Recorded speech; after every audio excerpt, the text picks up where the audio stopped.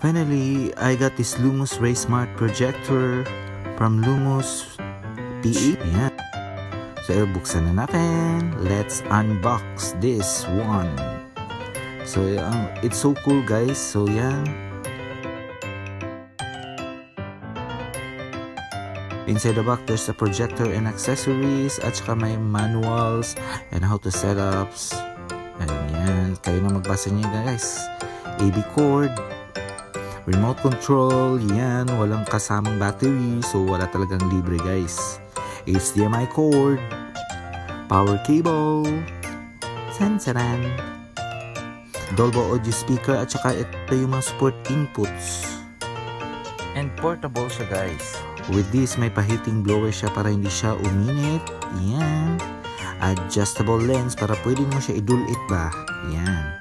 At saka power button.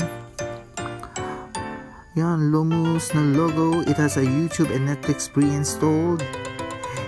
With Wi-Fi and Bluetooth, you may also cast your mobile phones. Plug and play cinema experience. So yan, binuksan ko na yung YouTube ko, guys. So may ads.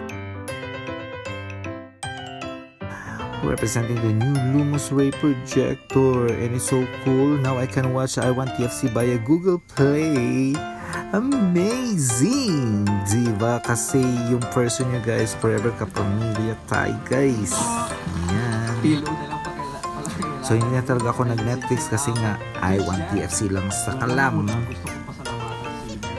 There you go. Ma-adjust nyo yung screen yan sa wall nyo.